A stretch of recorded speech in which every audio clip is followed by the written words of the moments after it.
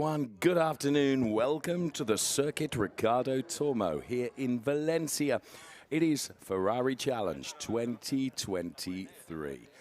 The sun is shining. We have a phenomenal grid of cars ready to do battle over this 30-minute race with some returning drivers like the legendary von Skeltmar and some new drivers as well. Everything is set for what should be an epic Coppa Shell race. We have the mix of Coppa Shell and Coppa Shell&AM drivers. The Shell drivers, you'll recognize their cars because they have a yellow strip across the top of the windscreen. The AM drivers, you'll recognize they have a black strip across the top of the windscreen. And they will race here in this wonderful place of Valencia.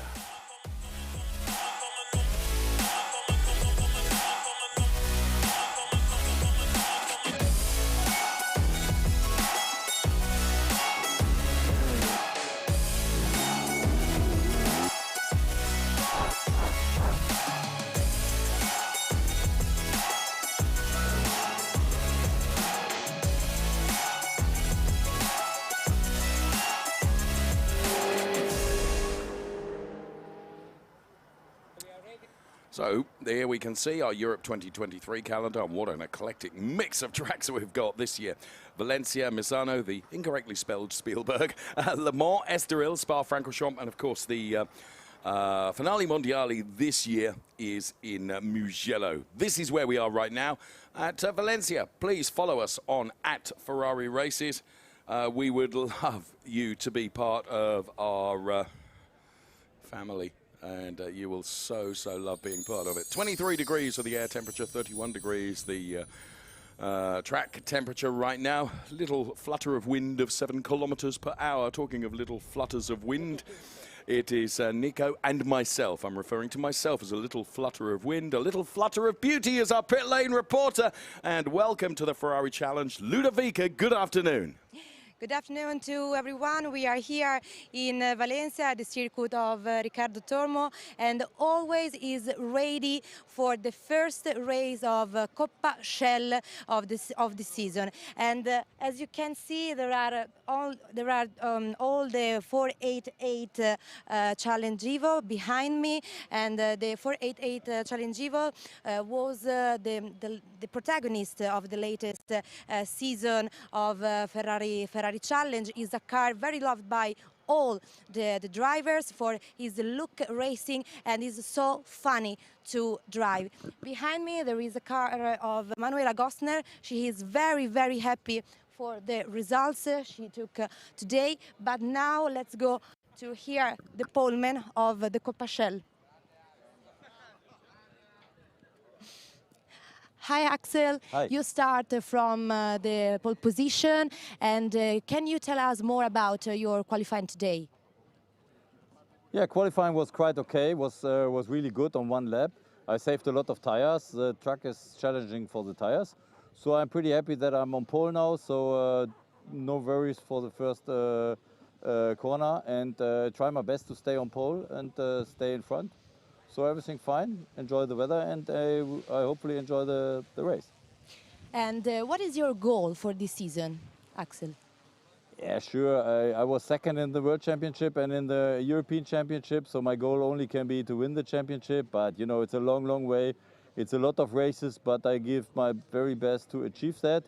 We will see if I'm good enough, and yeah, so that's my goal. Anything else, nobody would believe me. So my goal is not just to attend, my goal is to win. Okay, thank you for your time, Axel. Thank Good luck. you. Enjoy. Thank you. Have a nice race. Enjoy. Thank you, Axel Sardigan. Never short of words. And thank you, Ludovica. So looking forward to working with you during the course of the season this year. Peter Christensen is another very quick driver. And you can see the Peter Christensen Formula Racing car there. And Peter Christensen will be one to watch as well. He's perhaps a little bit further down the order than I would have expected from qualifying, Nico. But qualifying was absolutely critical. And to be fair to Axel Sardigan, he did it properly. A returning driver is this man. Never rule him out. Roger Groves. Good driver, Nico. Yeah, absolutely, and great to have him back. I think we said it in qualifying that there are so many candidates for the championship that, you know, you miss one turn, you make a mistake, you find yourself on the fourth row of the grid. It's that competitive in Coppa Shell. There's Philippe Pret, who's just been on the podium from his Trofeo Pirelli race, Nico. Memory serves, I think he took P3. Yeah, lingering. Lingering. And having a look what the Shell drivers will do. Paolo Scudieri we can see on screen as once again we go back to Ludovica. Yes, here we are with Manuela Gosner. She starts from the second position of the grid. Manuela, what do you expect from the race today? It's going to be a tricky race. Valencia is always very difficult for the tires, and it's not so easy to avoid mistakes, so it will be full of surprises. But I'm super excited, and I'm happy that now we are starting. Thank you so much, Manuela. Enjoy it. Thank Good you luck. so much. Enjoy. Back to you guys. Manuela Gosner then going from P2 on the grid for CDP MP Racing. Manuela is another one of those awesome drivers that you wouldn't bet against, that's for sure. The Valencia circuit is interesting and technical. Nico and myself, we donned our training shoes last night and we did a track walk, and I think it proved to us just how technical it is. There are 14 turns, 9 of them are left and 5 of them are right-handers, 4.005 kilometers, and less undulating than I expected it to be, if I'm honest with you. It's quite flat apart from a couple of places. Ferrari challenge. It's a new challenge for me. Always new drivers are a new challenge for you. You never know who are your competitors. So this is why I'm really happy that I joined the series, because every single driver here is new for me, and it's a new experience, new material to learn. È una bellissima esperienza, un motivo anche di orgoglio, un grande onore per me. Che cosa mi aspetto per questa prima stagione? Sicuramente imparare il più possibile per essere lì nelle posizioni che contano già sin da subito.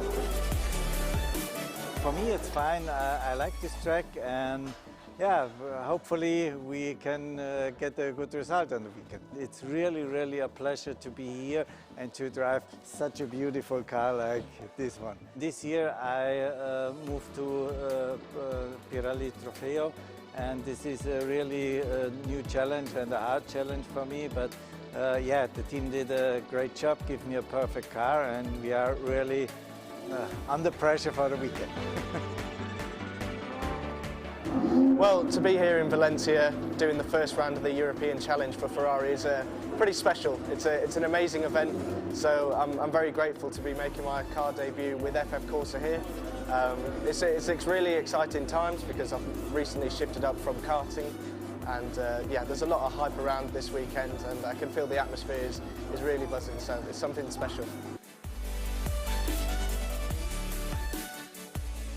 Some of the drivers from Trofeo Pirelli, and very interesting to hear from Franz Engsler, who of course won this championship, the Coppa Shell Championship last year, and has therefore been elevated into Trofeo Pirelli. So it was good to hear from him. You can see that all the drivers are lined up on the grid. Now, Nico, forgive me being, I certainly don't want to be the prophet of doom, but there's a lot of cars going to be heading into turn number 1 on this really rather technical track.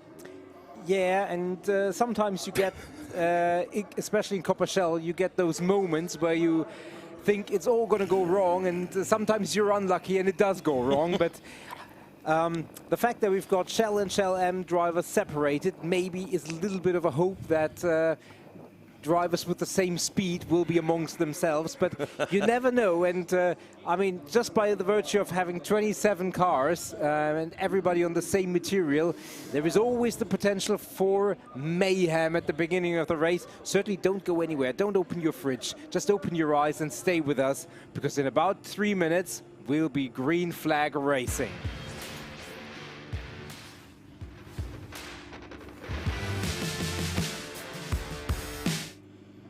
Race 1 for Coppa Shell as the Richard Mille safety car leads the cars away. Here's the grid in full for you. Axel Sardingen going from P1 with Manuel Agostner right alongside, completing the first row of the grid. Then it's Roger Grols and von Skelterma on the second row of the grid.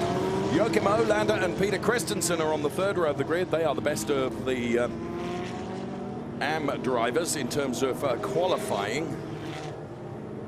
And then we see Peter Christensen and Willem van der Vorm. Of course, they're all Shell drivers. Eric Chung and Alexander Nussbaumer. Ahead of Thomas Gostner, then John Dillon and Christian Herdvipper. Before we get to the AM drivers, forgive me, the colour bar was wrong. Those AM drivers are Boris Gideon and Motohiko Isasaki. Then it's Kirk Beervold and Henrik Kamstrup that you will see next. Joseph Schumacher completing the 10th row of the grid. Then it's Marazzi and Scudieri. They are on the 11th row of the grid, ahead of Hertner and Tommy Lindroth, P23 and P24. Louis Perescoia and Pino Frascaro then occupy the 13th row of the grid. It's P25 and 26. With Mutlu Tasev for ML Ferrari Racing going from P12 in class. Exactly, and now everybody is trying to prepare the cars as perfectly as possible. That means tire temperature, brake temperature. All of those things need to be perfect for the start of the race, because as you said, 27 cars gonna get into that funnel, which is turn 1. You miss your braking point, your brake doesn't afford you the perfect performance at the moment you need it, and it's mayhem all over. Now, in the Trofeo Pirelli race that was on earlier on this afternoon, a number of drivers get penalised for track limits. I think it's fair to say, and it is only an assumption on my part, going into turn number 1, where there is quite a bit of runoff area, I think our race director, Claudio Garavini, will allow a little leniency there, will he not? I think in general, and I had the luxury during the Ferrari racing days in the Middle East to spend 1 weekend in race control, yes, and follow the races there. Policy generally is lap 1, unless it's flagrant and an obvious advantage being taken, yes, will be extremely lenient and lean towards allowing things. That changes the moment that the cars have space on the track. Fair point, fair point. What happens here is the drivers will line up side by side in grid formation. The safety car will peel off into the pit lane. It will be the responsibility of Axel Sardingen and Manuel Agostner to control the pace of the rolling start across the timing line. The lights will go green and the race will be on. We are approaching the final corner right now. Hold on to everything. Hashtag Ferrari Challenge. Coppa Shell Race 1 is about to go green.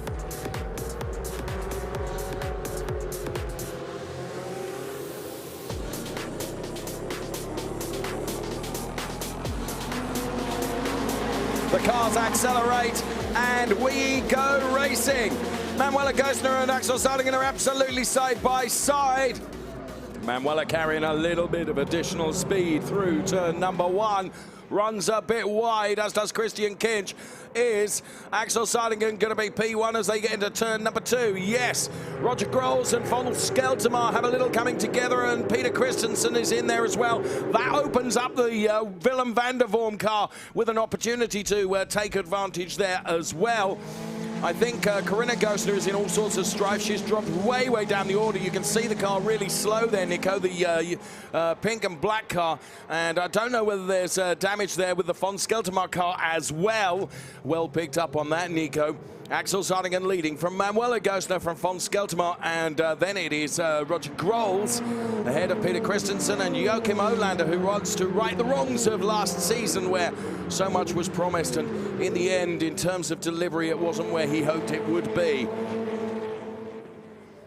Yeah, and Corinna Gostner certainly had some damage to the car, and it looks like the right rear of the von Skelterma car. We'll have another look when we get a close-up there.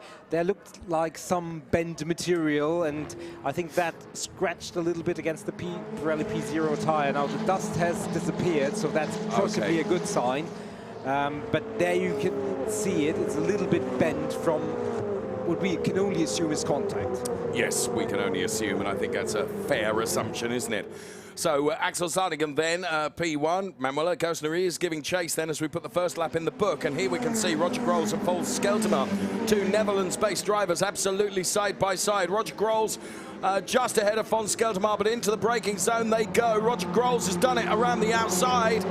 he was able to carry a little bit more momentum, Nico, so that puts him up into P3, relegates von Skelterma to P4. Someone has gone around. That's Christian Kinch, I can see in the back of that shot there, and Peter Christensen in the 1-2-1 car is pushing hard as well, and he's got Joachim Olander right behind him, and then it's Alexander Nussbaumer, I believe. So it is Sartingen, Gosner, Grols in the Shell drivers. For the AM drivers, it's Gideon, Isazaki and Scudieri, the top three.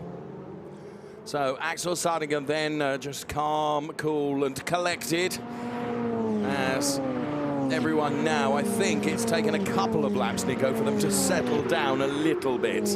Yeah, definitely. And going back to the overtake by Grols from Skelterma, and Skelterma had a little bit of a sideways moment coming out of the final turn. It was obviously, forgive me interrupting you, von Skelterma and Peter Christensen were coming together, which caused that little bit of bodywork to be rubbing on the von Skelterma car that you picked up on. Forgive me. Fair enough. And von Skelterma had a little bit of that sideways moment coming out of the final turn, and that obviously took away momentum, and Roger Gross needed no more invitation and went by, and there is the restart. So let's take a look then. Manuela Gosner really taking it here to Axel Sartingen. I mean, the inside line is always going to be the line to have unless you've built enough speed that you can carry it through turn number one. And I think Manuela had hoped, rather, that she might be able to have the momentum to go around the outside. And certainly she looked, but of course, at this point, Nico, they're on cold tyres, aren't they, relatively? Yeah, you try as much as you can, but you're never 100% in the optimum window. It's very difficult, and there is the von Skelterma car, and there is that little bit of a touch by Peter Christensen, which bent the metal. And almost taken advantage was Willem van der Boom in the blue and yellow car. You could see him diving up to the inside of Peter Christensen. Oh. Yeah, and Willem van der Boom really had a good start, but that had the wrong line and didn't quite dare go full steam into that turn for fear of clattering into another car, and therefore eventually his good start was actually transformed into a relatively miserable one. Yes, that's fair. Right, we're on board here with Roger Grols, who is currently running in P4. With, you can see the 177 car of von Skelterma ahead of him, and von Skelterma has obviously got back by Roger Grols because they were really hard together, and now you can see that von Skelterma is really taking this to Manuela Gosner. So what damage there was to the von Skelterma car presumably has kind of settled itself, Nico. We'll see if we can, we couldn't quite see there, could we? But initially I think the bodywork was rubbing on the tyre, but I think that has gone away now, hasn't it? So Axel Sartingen leading from Manuela Gosner, and then von Skelterma, and then Roger Grols. For the AM drivers, it's Motohiko Isazaki ahead of Boris Gideon and Paolo Scudieri. So there's been a change in the lead of the AM drivers, Nico, with Motohiko Isazaki, who I congratulated at lunch for a very, very good qualifying, although he was beaten to pole position in the end by Boris Gideon, but now he's made P1 his. On board with Roger Grols now, chasing down von Skelterma. In the off-season, in the year away from Ferrari Challenge that Roger Grols had last year, Roger was doing all sorts of things in terms of motorsport, including being part of Dakar and driving in Dakar. I'm tempted to say racing in Dakar. I'm not so much whether it is racing or really is. It's endurance beyond endurance, because not only do you have to have driving skill, but also engineering skill as well, because very often you're called upon to repair the very vehicle that you're driving, Nico. Yeah, it's half the battle, and von Skelterma, just as we saw, put in the fastest lap, but now he's called back into a defensive role by Roger Gross, who says, you're not going anywhere. I'm not done with this battle. I want to be past you. I want to get up into P3 or further up the road. And Axel Sartingen has built a little bit of a lead, 1.1 second over Manuela Gosner. And obviously Manuela has to think about defending from von Skelterma. So the dynamic among the top four drivers really is very interesting. And it all plays nicely into the hands of Axel Sartingen, doesn't it? Because he is just able to focus on his laps, not worry about what's going on behind him, because he's a full 1.1 seconds ahead of everybody else, as Roger Grols taking a look around the outside to position himself nicely, perhaps, for a move down the inside going into turn number one as they exit the final turn, turn number 14, the Adrian Campos turn here at the Valencia circuit. Now take a look as Roger just shows his face to the inside of von Skeltermaar, but I don't think he was quite close enough to be able to send it up the inside. Yeah, and the fact that Skeltermaar and Grolls now battle releases Manuela Gostner, who was the fastest of the top group or anybody last time around. So that means Manuela Gostner can try and get on terms with Axel Sartinger. So that dynamic is really going to go back and forth. In the AMs, as you said, it's Isozaki, Boris Gideon and Paolo Scudieri, our top 3 drivers there. Christian Kinch, after being turned around, has rejoined, but he's far down the order. So Roger Grolls, we're on board with Manuela Gostner then is running in P2. Axel Sartinger leading, not by much, it has to be said. Manuela Gostner is really taking this to Axel Sartinger, and then the P2, P3 and P4 drivers, Nico, are really, really concertining up here. And Roger Grolls is all over the back of von Skeltermaar like an ill-fitting shirt, trying to find his way by. And, well, is it a question of if, not when? Or when, not if, I should say. Roger Grolls takes it to the 177 car. Well, we will see. So Axel Sartinger, P1, 6/10 now, the margin between himself and Manuela Gostner. We're about a third into the race.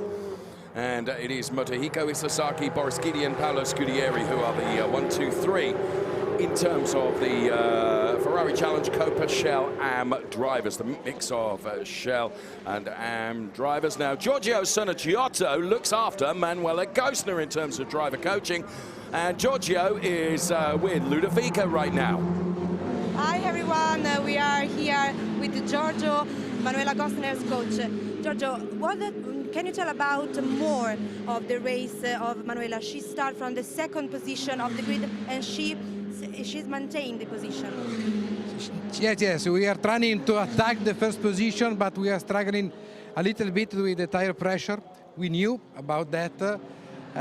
We are very optimistic about the end of the race, but you know, it's very tough. There are more than 5 cars in few seconds, and it will be very difficult to overtake, also because here in Valencia there are not a lot of space to overtake, but we will try it for sure. Thank you so much. Thank you.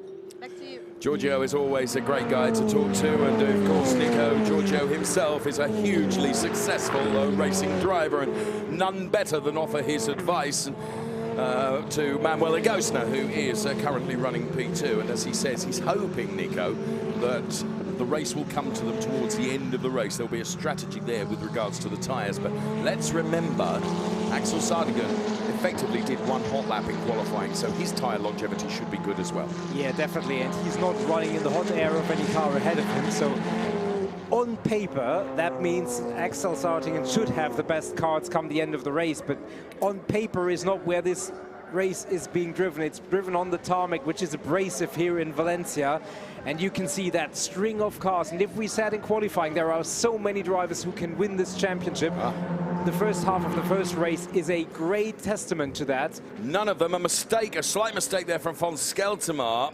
almost allowed Roger Grolls a way through. But what was really, really impressive in this Coppa Shell race is, Nico, we've got like a dozen cars all in a train.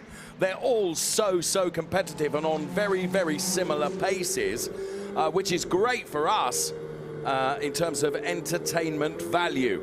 Motohiko Isozaki is the best of the AM drivers. He's managed to get himself ahead of John Dillon. Now, John Dillon is a Shell driver, so basically what that's done is it's given him a Shell cushion between Motohiko Isozaki's next competition, which is Boris Gideon, Nico. Yeah, absolutely, 100%. And Isozaki, for whom track knowledge here in Valencia is not plentiful. Scant. Yes. And we heard his driver coach in qualifying said he found half a second over yesterday. Amazing. So tomorrow he'll finish the lap in 4.3 seconds or something like that. Anyway, very impressive from him. I mean, we already know that he's a great and experienced driver. Yes. But to mix it up with the drivers here from Europe with much less track experience is very creditable and impressive. And Axel Sartinger now looks like he's building a little bit over a gap, and Manuela Gostner looks like she's building a little bit of a gap over von Skeltermaar. But as we saw before, that changes on a dime very quickly and very regularly.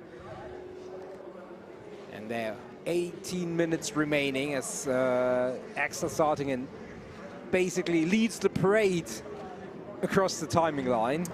I tell you what, Nico, Axel can afford not one moment of lapse of concentration, though, because Manuela has really stayed with Axel here, and von Skeltermar's not so far behind. And look at them all. There's Joachim Olander, and then the 136 car of Alexander Nussbaumer, who, of course, Alexander was champion in Coppa Shell&AM last year, therefore gets elevated to Coppa Shell this year. Von's just running a little bit wide there, and Roger Grohl's getting a little bit closer. Here is our race leader, though, Axel Sartingen. There's Manuela Gosner. And there is von Skeltermar. And now Manuela is having to think about defending from von Skeltermar rather than attacking Axel Sartingen. So lots and lots going on in this race at the moment, and what an enjoyable race it is for us as well from Coppa Shell Ferrari Challenge. And I hope you're enjoying it as much as we are enjoying bringing the action to you. Look at this, Nico. It's still only half a second between P1 and P2. About the same between P2 and P3. And there's no further action after the investigation for the contact between Peter Christensen and von Skeltermar. That's been considered a racing incident, Nico. Yeah, and just to give you a reference, in a Trofeo Pirelli race... Whoa, someone's going round, I think I heard. Yeah, that's certainly screeching off the tires. All the top 12 Coppa Shell drivers are within the same gap that Alessio Donno had at this stage in the race over his next closest competitor. So, just as a reference how close and competitive this race is, everybody's essentially back to back to back. So Joachim Olander, unfortunately, I'm being told, is the driver whose protesting tyres we doth heard. So Joachim Olander has gone around. Now, I was saying earlier on, Nico, that Joachim Olander promised so much in the season last year and regrettably perhaps didn't deliver on those promises, and he's come back into the Ferrari Challenge this year absolutely determined to right the wrongs of last year, and unfortunately if he's gone around that will have dropped him down the order significantly. What a shame. It's another one of the hugely talented and very, very nice drivers, a very nice gentleman to talk to as well, and very talented driver. We're on board with Paolo Scudieri now, and you can see that these 488 Challenge Evo cars, you know, they're really, really intense to drive, and Boris Gideon is the driver that is feeling the pressure of Paolo Scudieri. You can see the brake discs light up. He's looking for an opportunity to find a way past Boris Gideon. He wants Boris just to make the tiniest of mistakes so that Paolo Scudieri can be through and convert his in-class P3 to P2. Let's see if the pressure that he's able to mount on the all-yellow car does pay off, and whether just a momentary lapse of concentration will play into the hands of Paolo Scudieri, Nico. Yeah, definitely. And we're half race distance, and one thing that hasn't really come up yet in this race is track limits. No. But the reason why we expect it to be more frequent in the second half of the race is that you get 3 warnings for track limits. Yep. The 4th one comes with a 5-second penalty, and everything afterwards is drive-through penalties and worse. So we can see on our timing screen multiple occurrences. Peter Christensen, Willem van der Worm and Eric Chung, for example, who are getting track limits. And as if on cue, Eric Chung is the one who's hit with the first 5-second time penalty. You're a wizard, aren't you? You could see that coming. Oh, and a round has gone. That was the 108 car, I think, that had gone around. And who is that has gone around? Is it... I think it was Paolo Scudieri who was involved in that. Let's take a look. Well done for getting the replay in, and it was because Paolo Scudieri had got by Boris Gideon. Boris Gideon tries to fight back. I assume makes contact with Paolo Scudieri. And then a little bit of contact as Paolo Scudieri, spinning, makes contact with a Boris Gideon car. What a shame. What a shame, Nico. Yeah, those two backs of the cars high-five each other, basically. Yes, and unfortunately, that does additional damage. And now we've got a localized yellow flag there. It's no indication of a safety car. And I'm not sure if both of them were able to continue. On our timing screen also looks like Motohiko Isazaki and Henrik Kenstrup have lost pace and are dropping down the order, and we didn't see that part. So lots of drama happening in the Shell&AM class. interestingly, as for a timing screen, Paolo Scudieri is the one who's not affected by that incident. So Well, take that with a grain of salt. Yes, for the I moment. think Roland Hurtner is going to be the big beneficiary, in my opinion, and potentially too. Oh, we've got a safety car, Nico. Well pointed, well pointed. The safety car is out. The Richard Mills safety car is out. So whilst the safety car comes out, we can reassess the situation and reassess where we are, because the timing screen and the graphics. There's the Motohiko Isesaki car, I think, Nico. Yeah, that looks like it. Certainly the green color scheme fits, and so that's something that we need to sort, because that was certainly not part of the incident that we had. There is Cyril von Skeltermar's partner looking on at some of the data. Right, let's take a look here. So that is the Motohiko Isesaki car, which then gets hit by, I think that's Henrik Kamstrup. Now, probably Henrik Kamstrup completely unsighted. You don't expect the car coming at you in the, dare I say, wrong direction, and that was going from perfect to bad to worse in just a few moments for Isesaki. And there is, I mean, Paolo Scudieri obviously got that car turned around after the spin really, really quickly. There is the rather misshaped rear wing on the car of Boris Gideon. And there's Motohiko walking away from the car. Such a good driver, Nico. You and I saw the talent that he has in the Ferrari Challenge Winter Series in the Middle East, and delighted that he's here in the European Series. So I spoke to him over lunch, actually. And so I was really doubting whether Paolo Scudieri could retain a position in the AM race. Well, of course, he's actually benefited from the fact that it all went horribly wrong for Motohiko Isesaki, and therefore Paolo actually is now leading Coppa Shell&AM. Yeah. Goodness me, you couldn't write this story, could you? Nobody would believe it anyway, but we saw it develop and unfold, and therefore, with 10 minutes and a few seconds remaining, we've got Axel Sarting and Manuel Agosta and von Skeltermar, and obviously, if and when that race resumes, they're all going to be bunched up, and that opens the door for anybody wishing to make an overtake, which, except for Axel Sarting, is basically everybody. And then Paolo Scudieri and Roland Hurtner, who you correctly identified, is running P2 in class now. And Boris Gideon is back into P3. Now, hello, you're on the telly. Nice to see you here. Welcome. Anyway, Boris Gideon, obviously, he's got a damaged car. So he'll probably hope that the race will be under the safety car as long as possible, because certainly the aerodynamics of that high-fiving spoiler certainly is not advantageous, certainly not the way Ferrari designed it. No, and you know, when it comes to the design of racing cars, no one better, no question. There's Roger Grols that we're looking at right now, who runs in that P4 position. Now, Axel Sardigan, he's got the opportunity now, of course, to cool the car down. To be fair, Nico, Axel, with his qualifying, you know, went out, blasted a lap, came back in again. So we're expecting him to have really good tyre longevity. We heard earlier when Ludovica talked to Giorgio Sonagiotto that we're expecting Manuel Agosta to have good tyre longevity towards the end of the race. It could end up being a sprint with a capital S, depending on how long it takes to recover those stricken cars of Henrik Kamstrup and Motohiko Isesaki.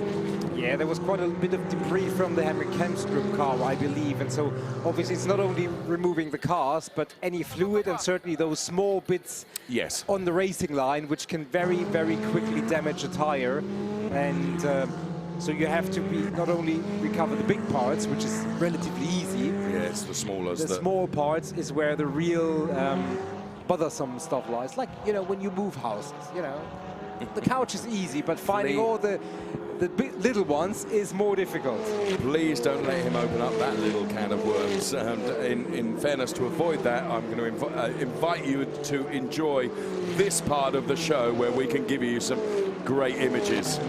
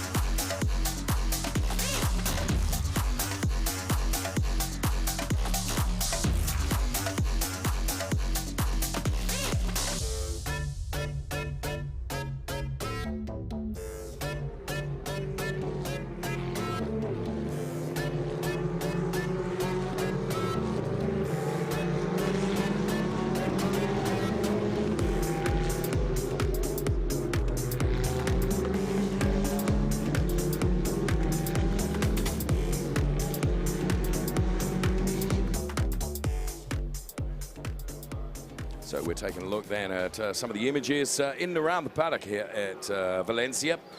And as you can see, we're still behind the control of the Richard Mille safety car. Now, the what we call the meatball flag, the black flag with the orange disc, is being shown to car number 103, which is Boris Gideon, that being for the somewhat misshapen rear wing on his 488 Challenge Evo. Yeah, and that means nothing specifically for the moment, but certainly when they feel like it's about to fall off, he'll be asked to get it fixed, which would naturally ruin his race. But with 6 minutes remaining and under the pace of the safety car, there's at least this lap to be done, and there you can see it's bent out of shape. Yes, and that's why, as you can see in graphics, why you get the black flag with the orange disc to car number 103, which basically says we are aware of the fact that there is a mechanical damage to your car. Yeah, and I think we'll have, even if the safety car comes in at the conclusion of this lap, which we all hope, I don't think there'll be more than 2 racing laps remaining. So I think there is a good chance that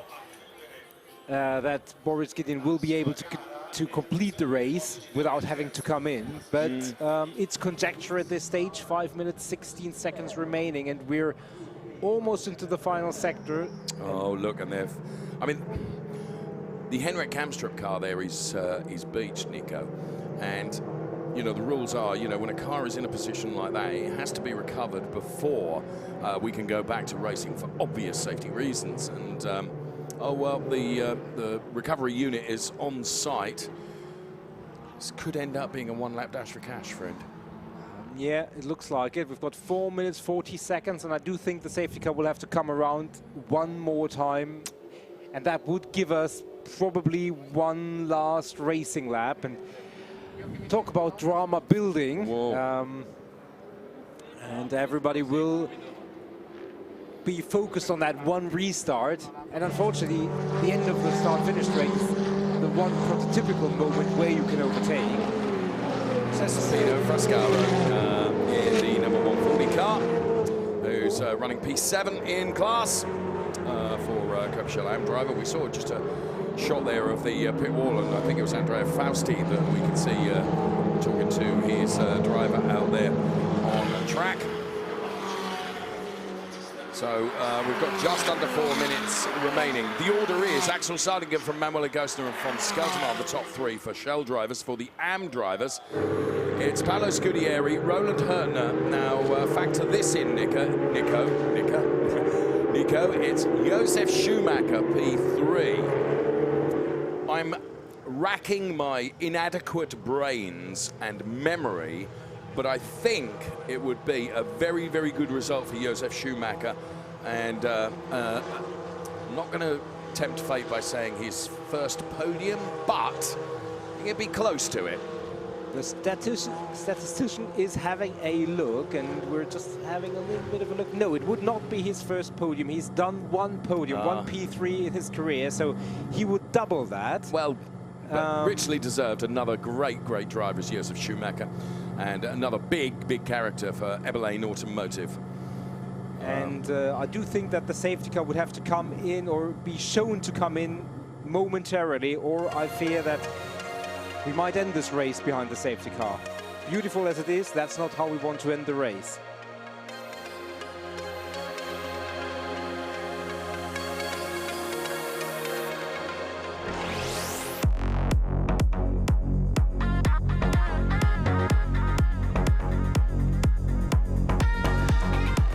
Ticker info, safety car coming in at the end of this lap.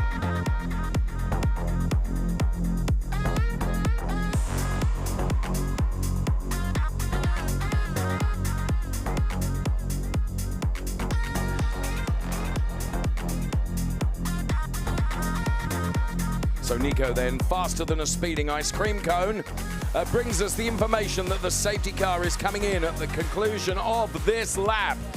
So this is going to be so exciting because all the cars are going to be bunched up together. They're going to cross the timing line, Nico. It's going to be one lap, surely. Well, it might just be, but it's going to be very close. 148 remaining. You need 137 or something for a racing lap. It could be, but I think it's going to be one lap. Yes, it's going to be one lap only, and that lap starts now. So green flag flies then as we start the final lap. It's a very good restart from Axel Sardigan, who breaks away from Manuel Agostner and von Skeltermar in P3. For the AM drivers, Paolo Scudieri and Roland Hurtner and Josef Schumacher are the top three. So Axel Sardigan doing the restart really, really well as the rest of the cars come through. All clean and tidy, Nico, to be fair. There you can see the 182 car, unfamiliar livery for us for Willem van der Vorm. And now Manuel Agostner really jumping at the bit, and von Skeltermar and Roger Grols are going to trade places here. Roger Grols to the inside, von Skeltermar to the outside. This is a fight that's going on for P3. And at the moment, von Skeltermar is able to hold on to that P3 place, but Roger Grols is really pushing hard. And Peter Christensen is in the mix as well, and he gets by Roger Grols. So as Roger Grols tries to attack von Skeltermar, it left him open to an attack from Peter Christensen, who goes through. Is Peter Christensen going to try and dislodge von Skeltermar from that podium place? Well, whilst all this is breaking out behind him, Axel Sardigan is not worried a bit, is he? Because he's just trying to get up the road. Here comes Peter Christensen then. So P3, a podium place is in sight for him, but in his target sights big time is the 177 driver von Skeltermar. Wow, the awesome power of these 488 Challenge Evo cars then as Roger Grols all the way around the outside of Peter Christensen. Is he going to be able to hold on to this and retake that P4 place as they head towards the line? It is Axel Sardigan from Manuel Agostner and von Skeltermar. And then for the AM drivers, as they head towards, it's Paolo Scudieri from Roland Hurtner and Josef Schumacher, the top three in Ferrari Challenge Coppa Shell. Where did that lap go, Nico? That was dramatic. Yeah, if every race was just a one-lap dash for cash, wow, we'd be entertained, but we'd be losing out on a lot of great racing. I mean, that safety car phase really changed the complexion of the race. It didn't change the order eventually for the top three. Roger Grols lost a position from P4 to P5, and Peter Christensen gained said position. Axel Sardigan did what he had to do. While you're in statistician mode, as you were just a while earlier, Paolo Scudieri taking the win for Samoka in the 101 car. There is Paolo Scudieri. Many, many congratulations. He's taken the win in Coppa Shell&AM. And there the applause. And Cyril very, very happy. There is von Skeltermar's partner. Come on, tell me the statistics. Paolo Scudieri, am I right? It is his 6th podium, yes, which now means he's got 3 third places, yes, 2 second places, and you guessed it, his first win. Number 1. Brilliant. Well done, Paolo. Well done for recognizing that. Well done. And obviously well done to Paolo Scudieri. Almost as good an achievement as recognizing it. Maybe a little bit tongue-in-cheek there, but it's not the first win for Axel Sardigan, but it was a very impressive one. Yes. And I think it went to show that the competitiveness of this series and all the drivers involved, especially in Coppa Shell, is immense. It's going to be really, really exciting this year, isn't it? Yeah, definitely. Really exciting. Very unfortunate, obviously, for Motohiko Isozaki, who showed he's got the pace here, and certainly going to be one to recognize or to reckon with tomorrow. But unfortunate and in that incident. But here now, time to recognize our race winners and podium finishers. There is Manuel Agostner, who didn't quite make it, and maybe the strategy that they had in terms of the end of the race was upset a little bit by the safety car. Yeah, but she didn't quite have the measure of Axel Sardigan, even though she kept with him throughout the race. There's no way getting by. Von Skeltermar, the shark, bites for P3. And he doesn't look overly disappointed, and I think he's got every right, especially after the incident with Peter Christensen at the beginning of the race. Yes. Good for him to not lose his cool and keep the car and his calm and collective nature and finished P3. They're behind bars, which is not apt, I have to say. Axel Sartingen. And I'm sure we'll hear from him, as here are the results on screen for you. Axel Sartingen and Manuela Gosner and von Skelterma are the drivers that you will see on our podium for Coppa Shell. It was Peter Christensen, Roger Grols and Christian Herdvip P4, 5 and 6. Then Alexander Nussbaumer, Willem van der Vorm, Thomas Gosner and Ingvar Madsen. Well, they completed the top 10 in terms of our Coppa Shell drivers. P11 in Coppa Shell, if memory serves, is John Dillon ahead of Christian Kinch and Joachim Olander. But for Coppa Shell&AM, Paolo Scudieri, Roland Hurtner and Josef Schumacher, the drivers you'll see on the podium. Kirk Bervold, a good drive from Kirk and good drive from Tommy Lindroth as well, ahead of Pino Frascara, Mutlu Tarzev, Louis Perescoya, and there you can see some celebrations from Paolo Scudieri on the top of his car, Nico, and that's always, you know, we very much share the joy of that, don't we? And that really is very, very good to see. Very good to see indeed. And of course, Roland Hurtner driving as part of the Engstler concern as well. Yeah, but what the hell is that car doing just there? I mean, it's moving that. I mean, no chance. So, all the drivers down there in Parc Fermé. And we'll be heading up to the podium in due course. Category top 3 then split for you into the categories. Axel Sartingen, Manuela Gosner and von Skelterma for Coppa Shell. Coppa Shell&AM, Paolo Scudieri, Roland Hurtner and Josef Schumacher. At Ferrari Races, of course, you can keep up to date with all the results and everything else. And here comes our pit show.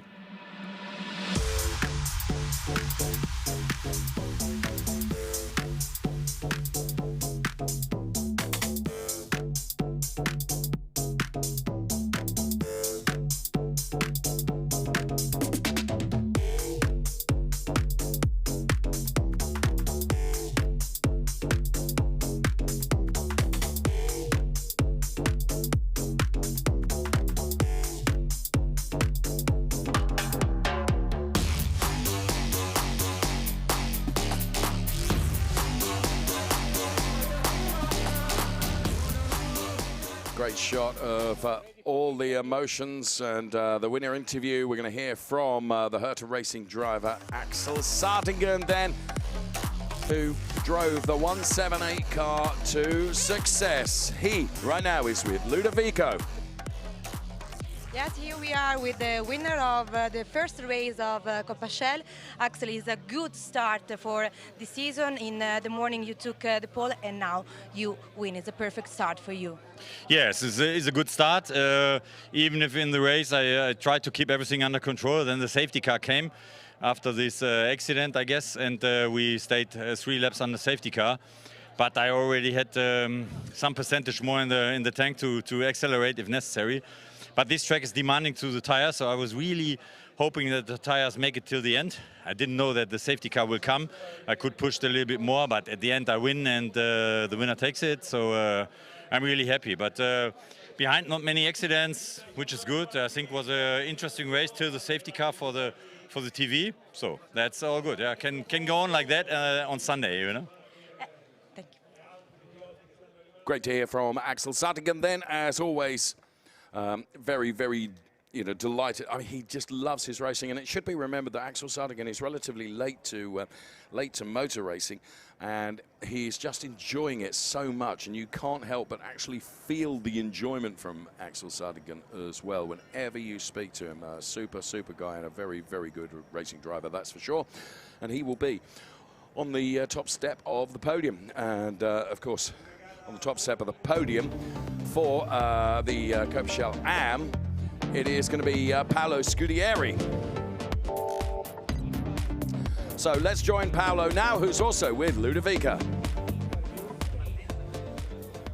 Congratulazioni per il podio, tra le altre cose la vittoria di oggi, la prima vittoria in assoluto. Sì, una emozione grandissima, una lotta strepitosa con degli avversari estremamente competitivi. Poi un testacoda perché sono stato tamponato e quindi praticamente ho ripreso la macchina, e una vittoria sudata. Thank you. Was very emotional and difficult race for our driver, and he is very happy for the results today, for the first win of his career. Ludovica, thank you so much for your translation. You kind of saved my life there because I'd have really struggled with that. Paolo Scudieri then, the one bit I will take some credit for is the fact that I recognised that it was going to be his first win. Right, here are the highlights then as the cars set off then on their Ferrari Challenge Coppa Shell race. I really thought Manuel Agostino might have the measure of Axel Sardigan going into turn number 1, but in turn number 2, Axel Sardigan absolutely was able to fully cement his P1 position. You could see some damage to the back end of the von Skelterma car, which caused just 1 or 2 moments of errant problems in terms of handling, but he got it all under control, and it was a really good showing initially from Motohiko Isozaki. Now, this regrettable coming together for Boris Gideon and Paolo Scudieri, but a great recovery from Paolo meant that he would go on to win the race. Unfortunately, having had such a good race, it was not going to be the same luck for Motohiko Isozaki, who got collected from the unsighted Henrik Kamstrup, and his race was over. A great shame. That brought out the safety car, and Andrea Fasti looked on, but Axel Sardigan was going to take the win for Ferrari Challenge Coppa Shell, and it would be Paolo Scudieri in the 101 car to take the win, and his first win in Ferrari Challenge Coppa Shell&AM. So that's the way it looked, and the celebrations loud and proud down there as the drivers got out of the car. Here come the race statistics then. Christian Herdvipper moved up 6 places. Best progress in Coppa Shell. Best progress in Coppa Shell&AM. Paolo Scudieri up 10 places to take P1. Absolutely fantastic stuff. Up next, we will be going to the podium.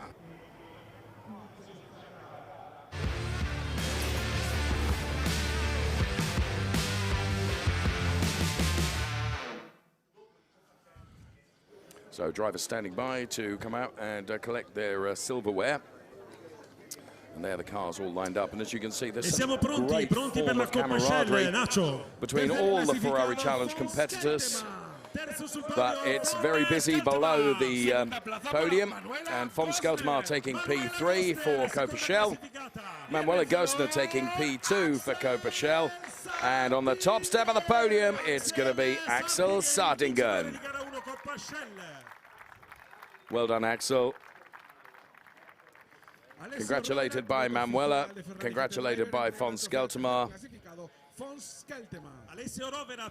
Alessio Rovera, our Competizione GT driver, is going to make the trophy presentations.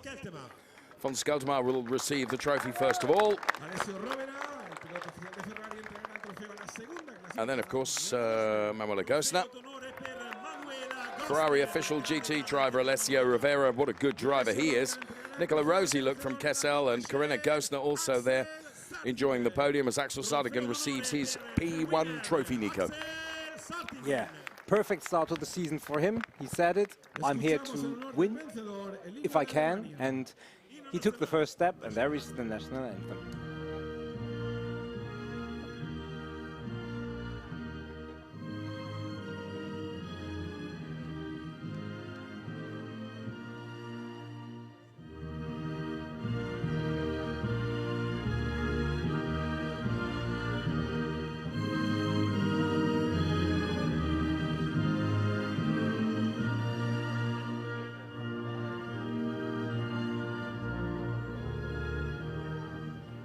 Es el momento de la fotografía. So the anthem plays out for Axel Sardigan.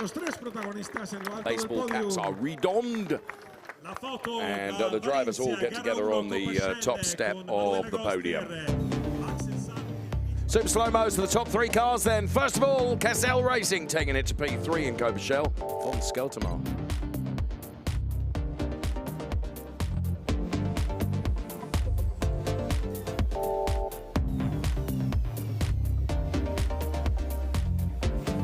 For CDP MP Racing. Manuel Agostino, P2.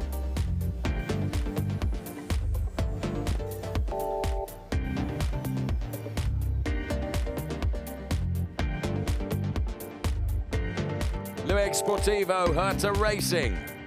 Axel Sartingen, race 1 of 2023. He's the winner.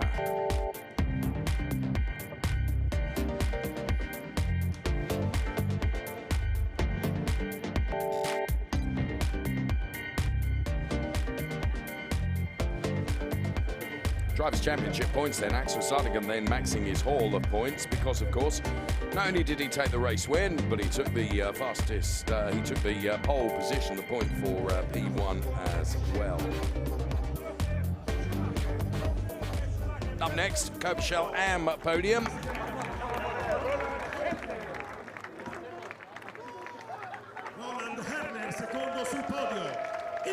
P3 for Josef Schumacher, P2 for Roland Hertner, P1 for Paolo Scudieri.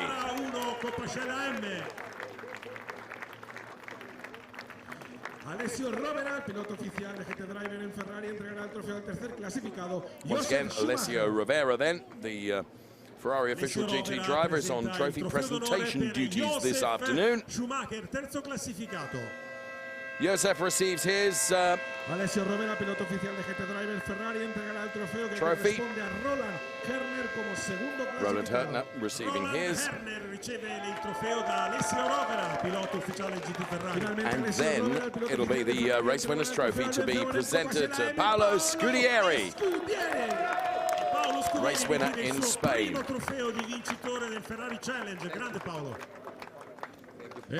Grande Paolo. Oh, and there's Motohiko Isozaki.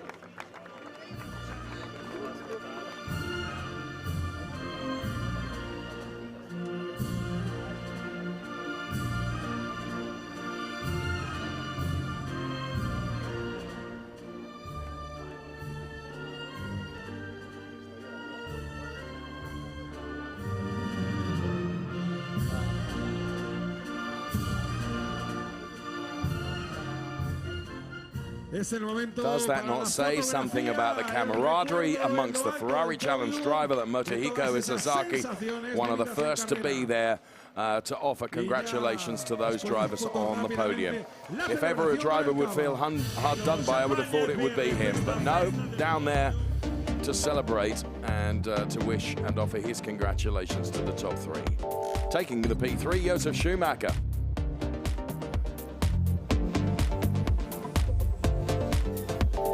Taking P2 for Charles Pozzi GT Racing, Roland Hertner.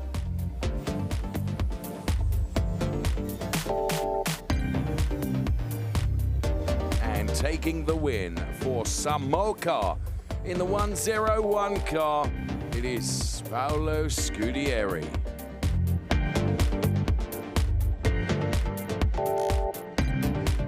And there is the race winner's car.